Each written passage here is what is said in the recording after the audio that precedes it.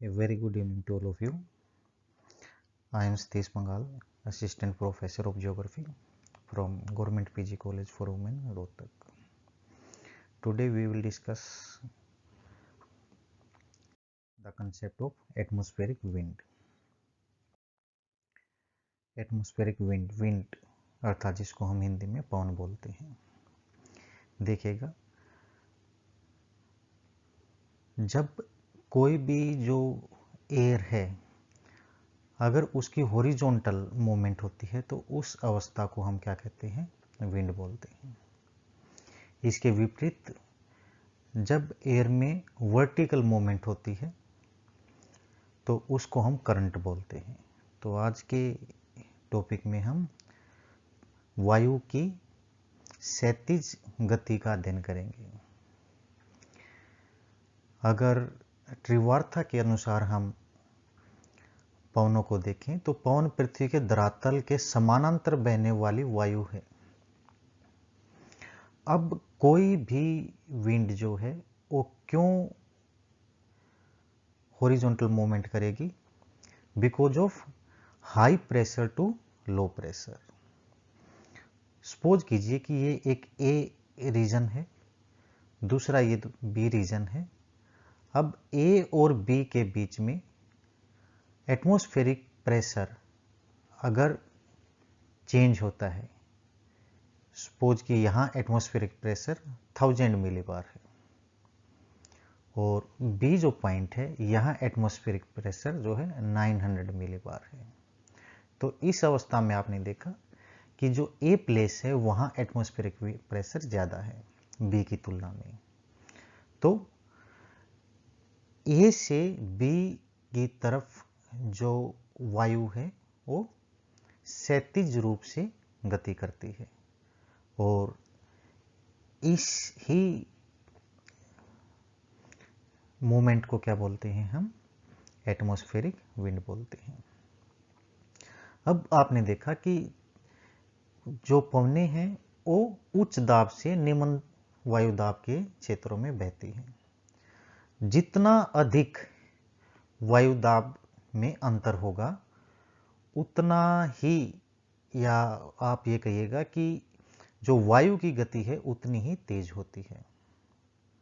अर्थात difference in pressure is directly proportional to the wind velocity.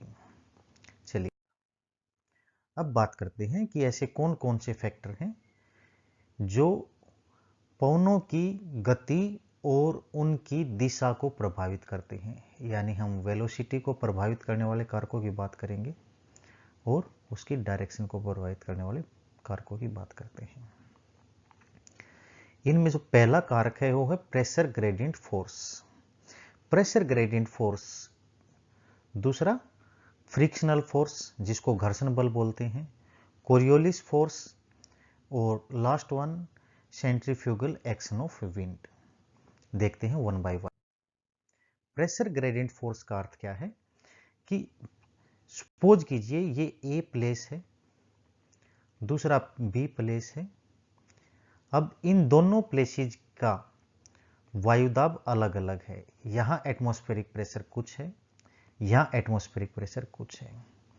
जो ये difference है एटमॉस्फेरिक प्रेशर में, इसी को हम क्या बोलते हैं? प्रेशर ग्रेडियंट बोलते हैं। और जितना ज़्यादा डिफरेंस होगा प्रेशर ग्रेडियंट फोर्स उतनी ही अधिक होगी। अर्थात दूसरे शब्दों में हम ये कह सकते हैं कि प्रेशर ग्रेडियंट फोर्स जो है वो डायरेक्टली प्रोपोर्शनल है किसके? विंड वेलोसिटी के। अब जो विंड है या जिसकी हम एटमॉस्फेरिक प्रेशर जिसको बोलते हैं, उसको ज्योग्राफी में आइसोबार द्वारा दर्शाया जाता है। आइसोबार एक ऐसी रेखाएं जो समान वायुदाब के क्षेत्रों को मिलाती हैं। अगर प्रेशर ग्रेडियंट फोर्स ज्यादा होता है तो जो आइसोबार है वो क्लोजली स्पेस्ड होती हैं, यानी उनके बीच में कम डिफरेंस मिलता है। इसकी दूसरी अवस्था को देखें तो जब प्रेशर ग्रेडियंट फोर्स वीक होता है वहां पर आइसोबार्स जो हैं वो वाइडली स्पेस्ड होती है, यानी उनके बीच में दूरी बढ़ जाती है। दूसरा फैक्टर देखते हैं फ्रिक्शनल फोर्स। फ्रिक्शन क्या होता है? फ्रिक्शन एक रेजिस्टेंट है, यानी एक किसी भी जो गति है, कोई भी गति है, अगर उसका विरोध होता है तो वो क्या कहलाता है? घर्षण कहलाता है, फ्रिक्शन कहलाता है। क्योंकि ये विरोध करता है, इसलिए जो घर्षण है या फ्रिक्शन है ये क्या करेगा? विंड की वेलोसिटी को कम कर देगा, डिक्रीज करता है। कुछ अवस्था में ऐसा होता है कि जो फ्रिक्शन है वो विंड की वेलोसिटी को ही नहीं, उसकी डायरेक्शन को भी चेंज कर देता है। लेकिन घर्षण बल की एक सीमा है। घर्षण बल केवल कुछ ऊंचाई तक ही कारगर है, उसके बाद इस बल का वायु की ना तो गति पर कोई प्रभाव होता है और ना ही उसकी दिशा पर प्रभाव होता है। इसके बाद बात करते हैं कोरियोलिस फोर्स की। कोरियोलिस फोर्स के बारे में सबसे पहले एक फ्रेंच साइंटिस्ट थे, गैस्पार्ड गुस्टाव डी कोरियोलिस। उन्होंने 1835 में इसके बारे में बताया है। वास्तव में कोरियोलिस फोर्स कोई वास्तविक फोर्स नहीं है, यानी कोई बल नहीं है। यह एक प्रकार का जो है प्रभाव है, इफेक्ट है। और ये प्रभाव किस कारण जनरेट होता है? बिकॉज ऑफ रोटेशन ऑफ अर्थ। आप सभी को पता है कि पृथ्वी जो है अपनी धुरी पर पश्चिम से पूर्व की तरफ गति करती, घूर्णन करती है, जिसको हम क्या बोलते हैं? रोटेशन बोलते हैं। और इसी रोटेशन के कारण कोरियोलिस इफेक्ट जनरेट होता है।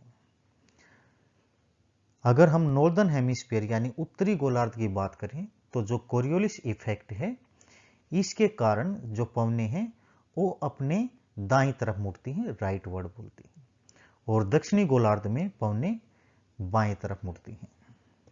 चलिएगा, कोरियोलिस फोर्स अगर हम मैथमेटिकल वे से देखें तो ये 3 फैक्टर पे काम करता है। डायरेक्टली प्रोपोर्शनल होता है velocity of moving body. Directly proportional का मीनिंग है अगर एक वस्तु बढ़ती है तो उसी के सापेक्ष में दूसरा भी मान बढ़ जाता है या उसका मैग्नीट्यूड बढ़ता है। Again directly proportional mass of moving body, अर्थात विंड का मास जितना ज्यादा होगा कोरियोलिस फोर्स उतना ही ज्यादा होगा।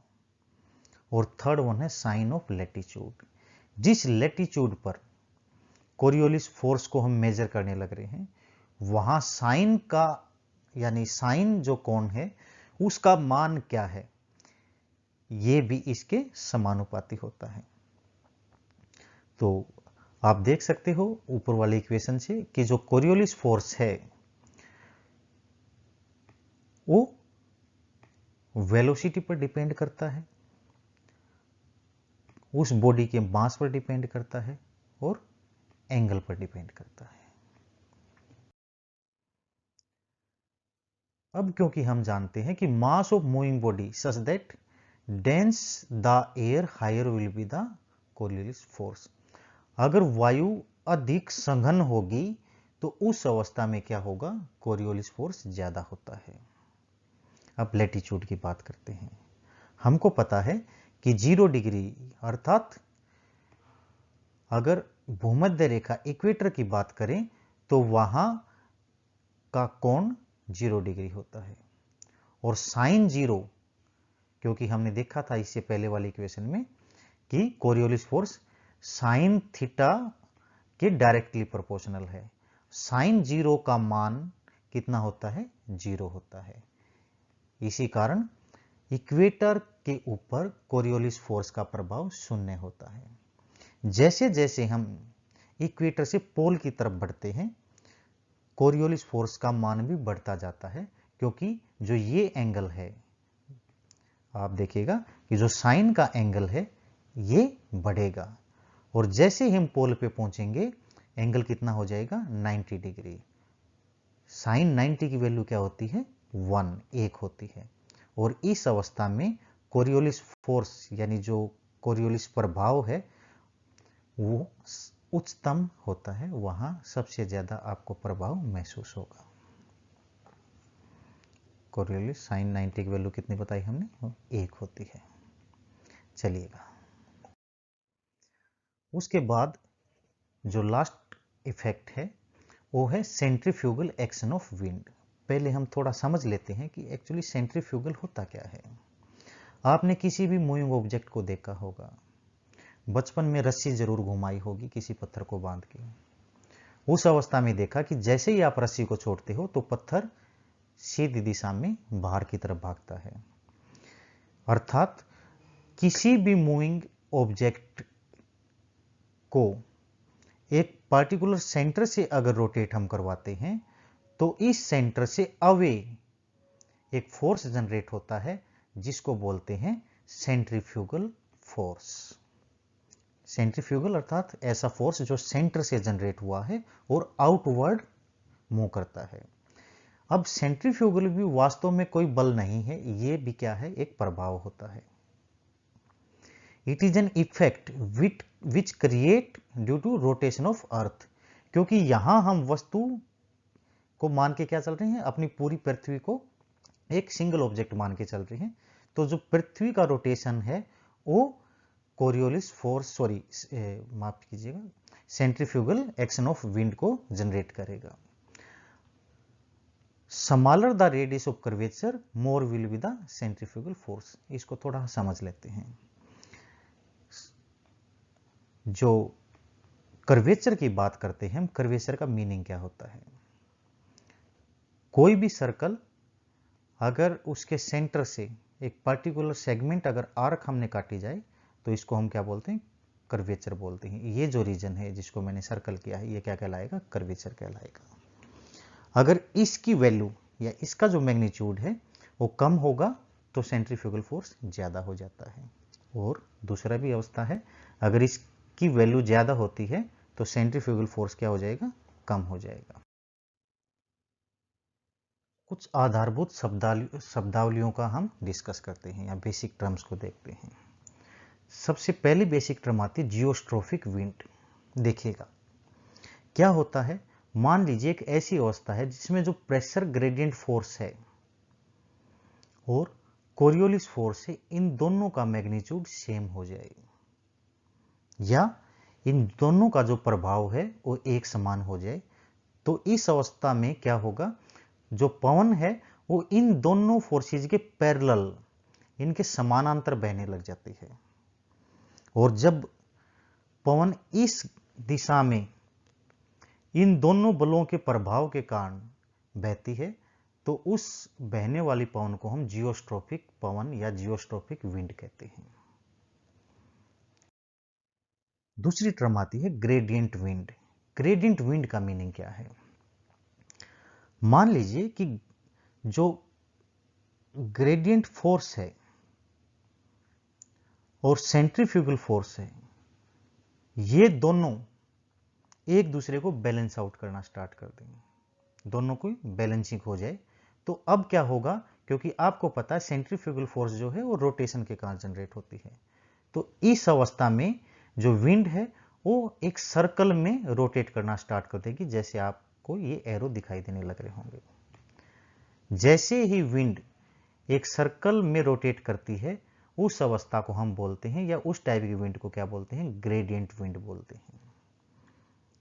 इससे पहले वाली जो जियोस्ट्रोफिक विंड देखी उसमें आपने देखा कि प्रेशर ग्रेडियंट फोर्स जो है वो कोरियोलिस फोर्स के समान मैग्नीट्यूड के कारण पैदा हुई। और ग्रेडियंट विंड में क्या होता है कि जब प्रेशर ग्रेडियंट विंड या प्रेशर ग्रेडियंट फोर्स जो है सेंट्रीफ्यूगल फोर्स को बैलेंस करती है तो ग्रेडियंट विंड जनरेट होती है। आज के लिए इतना ही। Thank you. Have a nice day.